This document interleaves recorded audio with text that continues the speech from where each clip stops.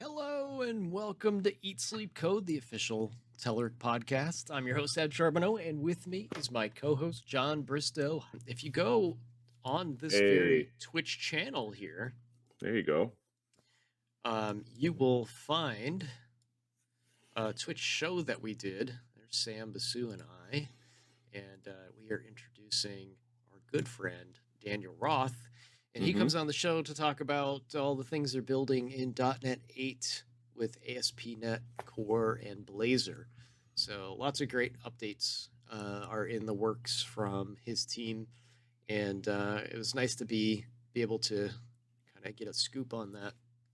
They just got off the .NET 8 Preview 6 announcement. Yes. And Dan was sharing some of the accomplishments there and some of the things that they have planned for Preview 7. So if you get a chance, that's down in our videos right here on our Twitch channel from just a few days ago. So check that out.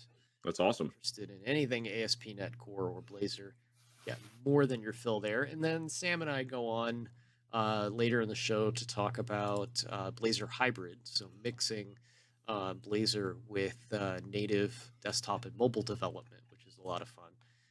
So we give some really cool demos of how all that works. On to some actual news. Sure. New string interpolation syntax for F#, if you're doing any F#ery. That's a thing, F#ery. So the peoples, they saw what we were doing with C# and string interpolation, and they're like, hey, that's nice. Let's get rid of this ugly triple quote thing that we use in F#. Yeah, please. And do something more like C#.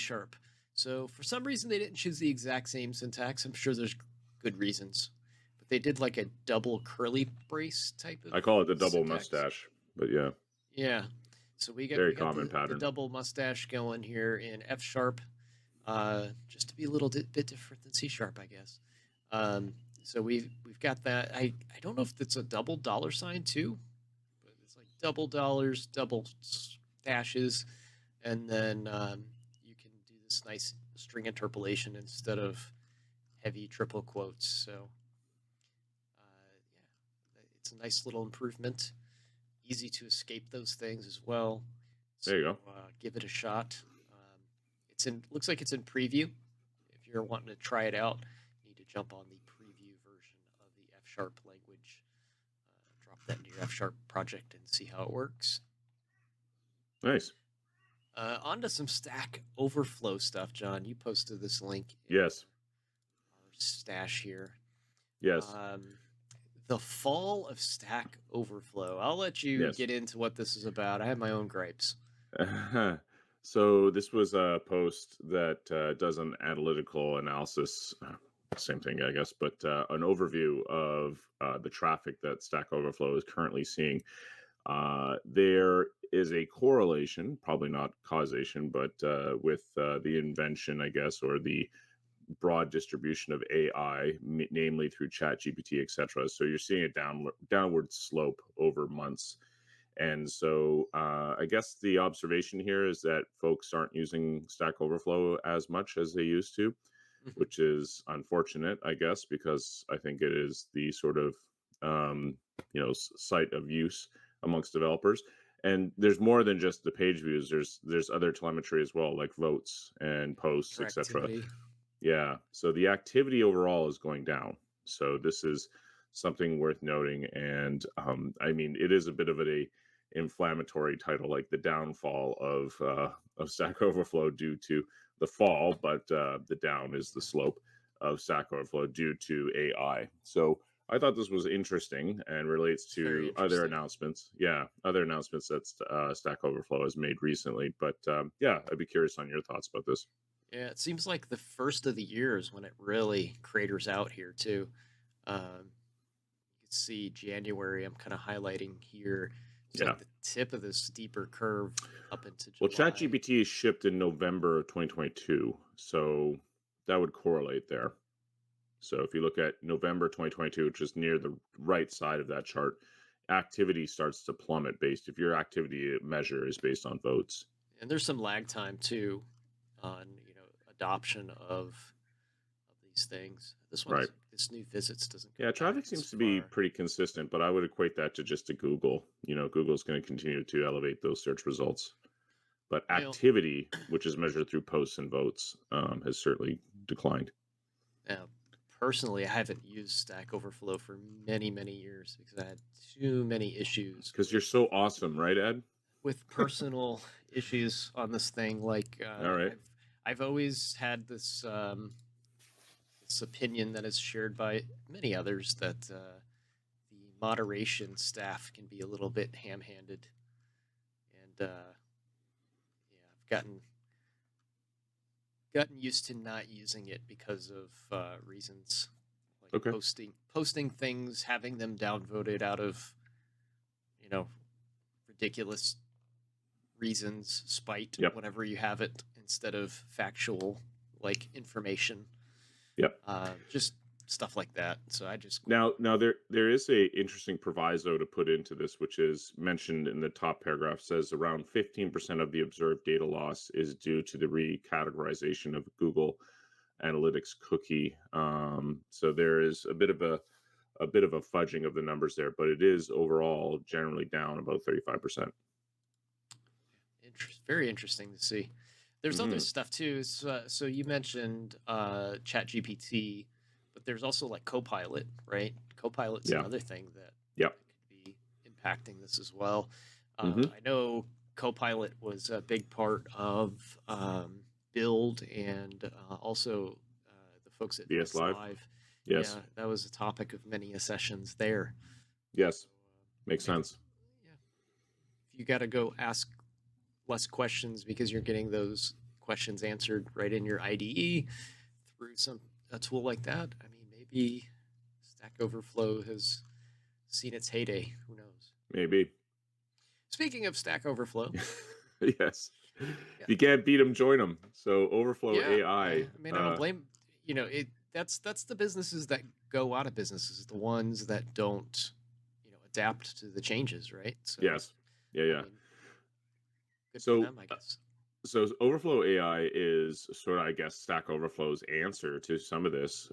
It's basically adding AI capabilities, generative AI capabilities to Stack Overflow. So not only for searching for questions through the site and through extensions like the VS Code extension, but they're also doing generative AI capabilities as well. So Overflow AI is basically the marketing term, if you will, of the AI capabilities that Stack Overflow is adding to its platform. And so there's a pretty short overview video there listed on the blog post that talks about this. They talk about some of the integrations as well. So there's integrations with Teams, with Slack, with VS Code, as I mentioned before. And so they're trying to jump on, I guess, the AI bandwagon, not only for search, which is obviously a huge one, but also for generating answers. And this also works within the Teams edition for Stack Overflow, which is the sort of the one that is more centralized or focused on a particular topic or organization. So, we have a Teams profile, for example, on Stack Overflow for Octopus Deploy. And then there's also ones for, if you're looking to do ingestion of enterprise content. So if you're an organization that utilizes Stack Overflow privately for its knowledge base, then you can use it for that as well. So I just thought this was interesting. This was always something that was on the cards, I think, for folks who were looking at Stack Overflow, thinking what changes will AI or what impact will AI have on Stack Overflow? Looks like it's going to be fine. Like Stack Overflow is going to leverage it. So this is Overflow AI. Cool. Yeah, like I said, good for them recognizing the change and the shift in the industry Yep. and doing something about it. And then Jem in the chat here says didn't realize that many people were using or it was that popular among Chat GPT or developers. It is. It is. If you look at the developer survey again, done by folks like GitHub and Stack Overflow, they tout. I think it was high as 75% developers are using one form or another AI. Yeah. People that I talked to, at we ran a booth up at the VS Live, and there was a lot of people actually saying that they used it, and they may not just use it for coding, but just answering questions. Right. I was using it today through Bing because it was just so easy to access. Yep. So I was writing up some documentation on nullability and just popped into Bing and hit chat and see Sure. what does this error message mean? Because I wanted like a more textbook definition of what the error is rather than my personal like gut feeling what the error meant. So it quickly spit that out, so I was able to write about it. So There you go. very helpful. Speaking of AI, John, have you seen this? Barbenheimer. Yeah, Barbie plus Oppenheimer. This should be good. I guess the folks that did this, I guess they have an AI tool for creating these type of movies. Okay. And they did a mashup of Barbie and Oppenheimer. The renders on this one are a little obvious that they're AI, but the storytelling, I think, is what they're really trying to sell is their AI product here. So they make it easy to make these montages if you have a story and you want to apply some graphics to it. You can do that with AI. And they used some of the assets from the movies and actors to make this happen. I did watch it. It was a little less entertaining creepy than I thought it would be. Yeah, it's in that uncanny valley territory. Yes. But if you're looking for like a prototype of, maybe a product pitch you want to get done or something like that, I could see a tool like that being useful. Sure. But yeah, this one's up on YouTube if you want to check it out. It's Barbenheimer AI trailer. Yeah. Okay. Very, very SNL like. I'm sure they'll bounce back with something similar. On to some tooling, John. Homebrew 4.1.0 is out. Yeah. Yeah, so Homebrew is sort of the canonical, if you will, package manager for macOS. It's basically used quite extensively, and recently they've updated to 4.1.0, and there's a bunch of changes that have been added to the product itself. Probably something that I think a lot of folks care about is the fact that they removed Google Analytics data and Google Analytics code from Homebrew. So they added that for good intentions. I mean, analytics are important, especially when you're trying to figure out what features folks are using. But I think some developers, and not for the right reasons, I think developers tend to look at these things and say, okay, I'm not comfortable with that.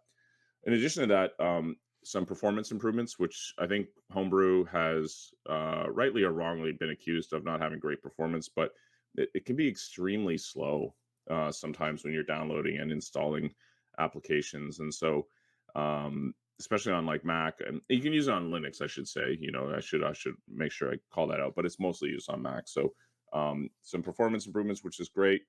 And there's also some improvements they made around capabilities, like, so for example, in the new 4.0 edition, they've been doing this forever, where they've utilized JSON descriptions from repos for packages, and so they've gotten better about utilizing those. And this has always been a problem I found with Homebrew, is that it can be really, really slow. So hopefully that will help improve that. Yeah, I think Chocolatey works in a similar way. Yeah, grabs like a manifest file off the GitHub repo. Yeah, but I wonder if the analytics has something to do with GDRP, because it looks like there's something here about it sending data only to the EU, which would have probably tighter policies than the US on how. Well, you see the sub point there. It says if you had previously set no analytics because you didn't like the analytics being sent to the US, please consider unsetting it. So now use the InfluxDB host. So they're trying to do right by that, I guess. Yeah. So it looks like it may be some type of policy issue. Good for them. All right. On to some more tooling, John. These great folks over at JetBrains. Yes. GitLab support in all it doesn't say all, but I'm assuming all JetBrains IDEs. Yeah, so anything for it that's based on, and I guess a lot of IDs, they added this to IntelliJ, for example. They're adding basically all of the capabilities around GitLab, especially around CI/CD, to its IDEs going forward, which is great. So GitLab's certainly super popular amongst developers, especially those who are utilizing an enterprise setting. It's a strong competitor to GitHub. And so by adding this capability, you can utilize some of the capabilities that are there. So you can do things like, integrate with your profile. You can list merge requests. You can do a whole bunch of other things around GitLab itself. So definitely something I think for folks who utilize the two in concert should care about. So yeah, I couldn't actually tell if this was done jointly or if it was done independently by JetBrains themselves, but I think that JetBrains went about and built this, but GitLab did blog about this as well. So yeah. It seems like they've got support for quite a bit of version VCS systems right there in their panel. You can see under version control. hmm There's Mercurial, Git, GitHub, Yes. GitLab, Shelf, some others. So it looks like there's a lot of support there to begin with. They're just expanding it, but Yeah. it doesn't mean they didn't work together with them to do it. hmm I'm sure they were happy to at least see this feature, if not chip in and do something behind the scenes to help. I don't think Visual Studio has anything built in besides GitHub and what's the other one I'm trying to think of? It's a little bit more antiquated these days. What was the old school version control system of .NET land? Subversion. VSS. I don't know. Yeah, I think it was VSS. SourceSafe. Yeah. There is the extension for VS Code. I mean, VS Code. Are you thinking of VS proper, like Visual Studio proper? Oh, I see. Okay. Yeah. They tend to support mainly the Microsoft-y stuff for version control. That's fine. In there. Yep. All right. So, John, you're a big fan of these engineering articles. I am. Yeah. You've got a couple of them for us. I love seeing these. You always dig up some good ones. This one is from Slack. Yeah, primarily the engineering blog. So Slack has got a lot of big brains working on really interesting problems. And this is a post entitled "The Service Delivery Index: A Driver for Reliability." So basically, one of the things that they're looking at is, um, I guess when they think about Slack has a bit of a reputation because it's so critical to workflows and patterns that people are implementing, et cetera, relative to their workflows, that it stays up. And so Slack cares a great deal of making sure that their service is up and it's reliable, et cetera. So they have a new metric that they're proposing called the Service Delivery Index / reliability, or SDI-R for short. And it basically is a measure of jobs to be done by Slack's users and Slack's uptime as reported on their Slack status. So system status pages are very popular. I know Telerik has one. We have one. Typically, you go to like status.octopus.com, for example. And so what this is basically it's a combination index. An index is like a measure by which how something is doing, and it's usually an aggregate score. And so it's a score that determines the number of successful API calls that they've made and their delivery of content, along with any other workflows that are being executed by users. Workflows are a critical aspect of Slack. Pretty much everyone uses them in Slack, whether they know it or not. And so they have this service index for this to help measure how they're doing on that. And I think it's an interesting sort of perspective of how they think about this, and they use this as part of a way of qualifying and quantifying their service relative to 4 measurements. They identify security, performance, quality, and reliability as the 4 main metrics that they're thinking about when providing service delivery. So this blog post goes into detail about this, and I think it's a good way of thinking about this, especially in the context of a SaaS offering. So if you're providing a service to customers and you're thinking about, how are we doing relative to these things, you can think of this as a score by which you can measure yourself in terms of, how you're doing relative to those customers. Yeah, I wish a lot more folks would take this type of approach. I was just telling my wife, like, I'm a huge fan of technology, obviously. Like, I'm always, I'm working in the field, I'm always using it. The problem is, like, the quality of stuff lately just seems to be in a very bad place. Like, Okay. I go to a store and the process has been moved to an app. The app does not work. Therefore, Yes. I'm stuck where I cannot buy a thing or get a discount for a thing, or Right.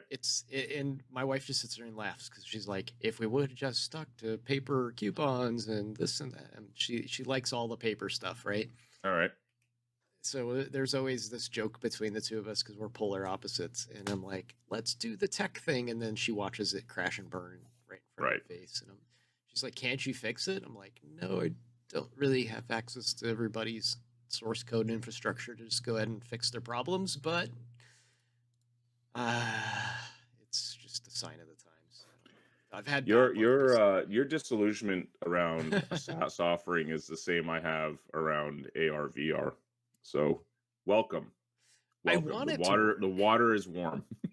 I want it to work. That's the problem. Like, I'm like, yes, this is what we should be doing. And The then difference is I don't want it to work. I don't want AR and VR to work. I ordered something like the new thing is to get the your items like not go in and shop for them, but to have them like ready to curbside pickup, right? That's Sure. like the new thing here. I don't know if that's the same in Australia, but It it's is. here It's a thing. in You a get big way. groceries. Yeah. So like I needed razor blades, and it's for a special razor that not everybody has, and I finally found them. So I order them from the big box store, have them picked and pulled, and we also need to do some shopping. So we go to pick them up, we walk around to do our shopping. I'm like, I'm gonna walk over to the kiosk and pick up the Sure. razor blades, and I go to find the kiosk and it's gone, and I'm like, where's the thing to pick up the thing I ordered online? And the guy's like, oh, you can only do that in your car now. So you have to go get your car and go to the special parking lot and go sit there. Beautiful. Oh, yeah, that's convenient. Like, none of this stuff works the way it should. But anyway, I go back to the article. Like, security, quality, reliability, performance. I wish people would take more metrics on this end of things. Sure. It's like in tech we have these grand ideas and then nobody tests them. Like, nobody actually goes out and dog foods this stuff and it's like, does it actually work for people? Yeah, but more importantly to that, it also is trend analysis. Like, are we getting better or worse? And that's where indexes are really important. So there seems to be a growing interest in this where people are measuring based on a qualitative measure that is a composite of other submeasures. And so SDIR, or the service delivery reliability metric, to index reliability as part of that, I think is something that might have legs. Yeah. All right. GitHub issues and projects update. Yeah, just a minor update. GitHub puts these out almost like they do weekly now. So a bunch of updates relative to projects and issues. This seems to be all the time. So they've added the ability to add new templates for projects, which is obviously a sort of cornerstone of new issues. They're adding sorry, what's that? Big win there. Yes, right. Just minor updates like a pin side panel.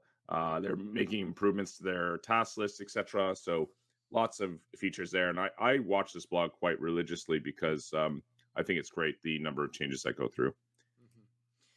I remember back in the day, sound like an old person here. Like when Right. GitHub, you just would like see the files, there were pull requests and issues, and that was about it.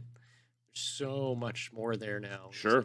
It's like almost an entire IDE in itself, just going to Well, the website. they are part of Microsoft, so yeah, makes sense. More than that, even. I mean, you literally can make it an IDE just by Sure. hitting the period Yep. sign. But you know, there's like the full like. I mean, this is a whole like PM channel, like right Yes. there inside of the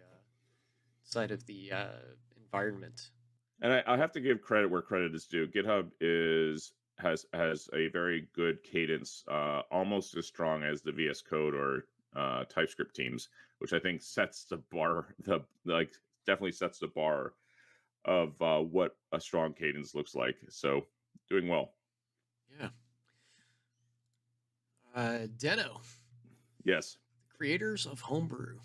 Yes. I So didn't know they were the creators of Homebrew. well, the creator of Homebrew wrote this article Oh, relative I to see. Okay, Deno. Yeah. gotcha. So um, the blog post here was written by Max Howell, who's the creator of Homebrew, and talking about how they're leveraging basically a successor to Homebrew called T.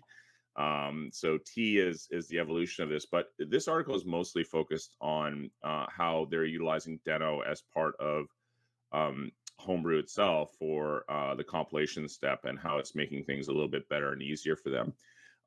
The big thing around Deno right now is obviously adoption. So recently they've added support for npm packages and other things like that. Deno is a runtime environment of JavaScript. I guess you could look at it as a competitor to Node.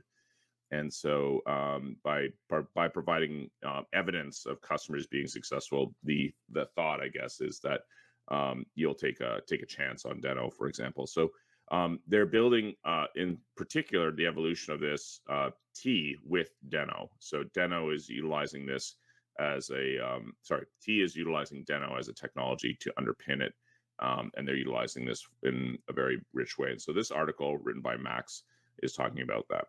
Yeah, I was just taking a quick look into the T stuff to see what it was. It looks like it's the successor to Brew, but I guess it's going to be cross-platform. Yeah, so I guess you could argue like Homebrew is cross-platform as well. We've talked about T in the past. That was very early days. I believe we talked about it months ago. But the idea is that they definitely want to basically provide not only a package manager but infrastructure around packages itself. So kind of like trying to solve the constant problems you see with npm. npm, while a great idea, certainly has some issues. So Yeah. Okay. Very cool. mhm. And then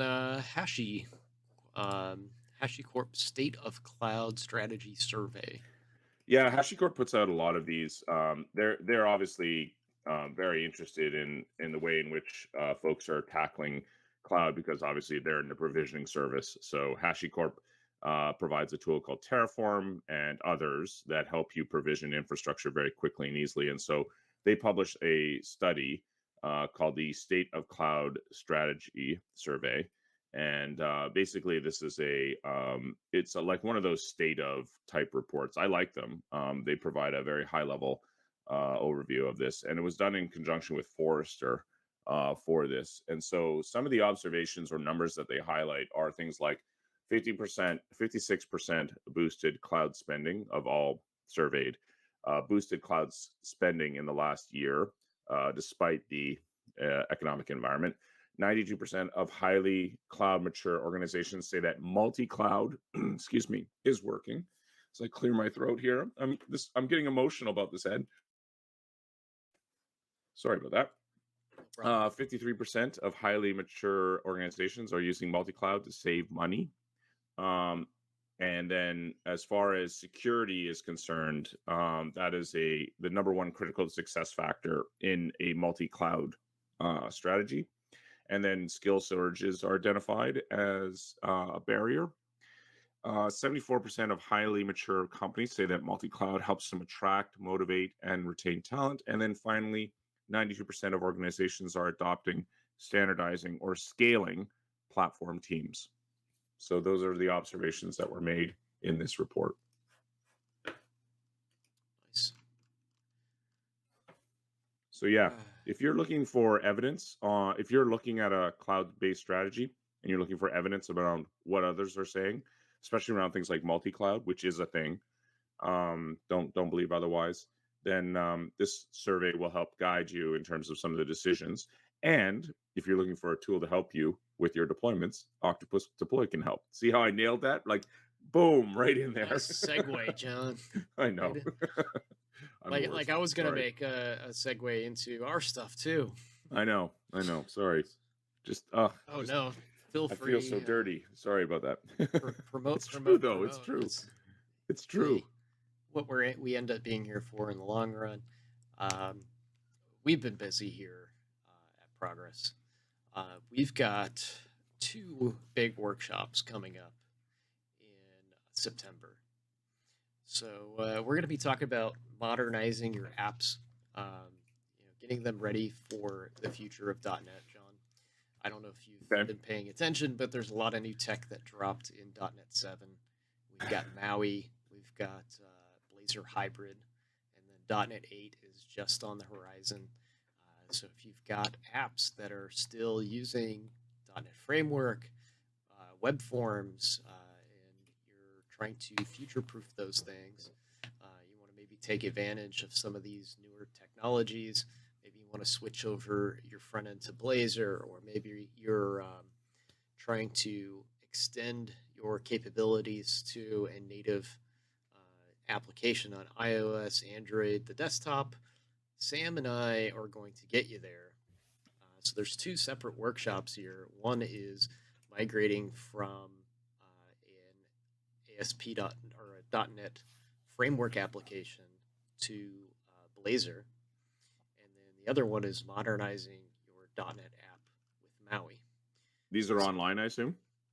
Yeah, you just got to sign up in here, and I believe they're going to be a GoToWebinar delivery for these guys. Nice. But, you can find this on our blog page. I also have it posted on my LinkedIn. Just now, I posted all the links from the show on there. But yeah, these 2 workshops are coming up in September, so there's plenty of time to prepare. I'll pop the link here in chat as well. Awesome. In case anybody is watching on stream wants to sign up for those. I will probably have some special guests with me as well. So I've got some Microsoft folks that are going to join me. Ooh, a teaser. I like it. Yeah, Microsoft Upgrade Assistant tool that they're working on. Oh, okay. Working on, it's pretty feature complete. I won't say working on. They're improving upon a very nice tool that they built that helps you upgrade .NET projects from many different versions to whatever the latest is. So it's a tool that I think they're going to have for quite some time because it just kind of helps you move things along to the latest versions as they come out. There you go. It's done in a really fantastic way. You can either do it on the command line or through the Visual Studio interface. So check out the workshop if you want to learn more about that. And then, John, you actually brought this one up. I did. Fiddler Everywhere. Yes, I love Fiddler Everywhere. I use it all the time, and they've added a new layout around Fiddler, which is kind of cool. So they've restructured a little bit of the UI elements there. Incidentally, Fiddler Everywhere uses Kenda UI for its UI. So little fun fact there. And so they've restructured the UI a little bit, which is great. They're improving basically other things like when you sign up, what they call the onboarding journey is a little bit different as well. And then things that I care about a great deal, as you're highlighting here, are things like HTTP2 support, now officially integrated within the product, which is fantastic. The Composer tool, which is something I use all the time in Fiddler. Composer is basically a way in which you can it's the way you can construct HTTP requests through Fiddler. You can drag and drop these from existing captures as well, which is great. They've added a couple of capabilities there to that tool, which is great. So yeah, Fiddler is Fiddler Everywhere in particular is still kicking goals, as we say here in Australia. The Composer saved me one time. I was working on web API like a post request, and something kept going awry with it, and I was trying to figure out if it was the front end app or the actual API itself. I think it turned out to be a serialization issue on the API end. It was like something with, I'm trying to remember what this was exactly. It was like .NET was looking for a number. Couldn't do a cast or something. Yeah, and so if you have an integer and there's quotes around the number, it doesn't always work out the way you might think. It's like, oh, this is a string because it's not a number in JavaScript. It is. And they get these nice stack traces in your replies, which is fantastic because they don't mean anything to you, but they mean everything to the person who wrote the service. Yeah, I know that very well. And then I had another one with the Azure machine learning. I don't know if this is still a thing that it does, but so Azure machine learning, there's like the pre-packaged stuff that you can get, and that's like Azure Cognitive Services. There's actually an Azure machine learning as well, where you can go and like build a model. Yep. Like it's really cool because there's this one button, like click to deploy. Yeah, we talked about this. I think we talked about this months ago. Yeah, one thing that it used to do, and hopefully it's been, in my opinion, it was a bug. It would generate the endpoint for you, and it would, the endpoint, if it was a Boolean output, it was 0 or 1. No, it was a string of true or false. True or false. And capital T. Capital T, lower. Yes. Capital F. Yeah. And it doesn't serialize properly into .NET. Perfect. Beautiful. So .NET's like, that's a string, not a bool, and it blows up. So that was another one. I think I used Fiddler to discover there was a communication issue between the two. I love bugs like that. I don't, but they're just want you, like, if I could tear all my hair out, I would, based on those bugs. So I popped open Fiddler and I was like, oh, that's a capital T. That's I know. That's interesting. Wonderful. So then you could fix it pretty easily through Azure. You just had can't see it on the webcam. My glasses are fogged up out of frustration because everything you're describing I've been through. Like, so the Azure stuff, like, it was a pipeline system. So you'd actually like just pipe the output into another what do they call them? Transformation. Yep. And then transform them into proper bools before they go across the wire. Blows up somewhere. Yep. But I wrote the engineering team. I was like, why? Why are we doing this? Why the extra steps? And I know there's probably a reason, but it's not a good enough reason. Nope. This is frustrating. Nope. So that's our links for this week. I did share them on my LinkedIn page. All right, folks. Thanks again, John. And no worries. We'll see you all next week.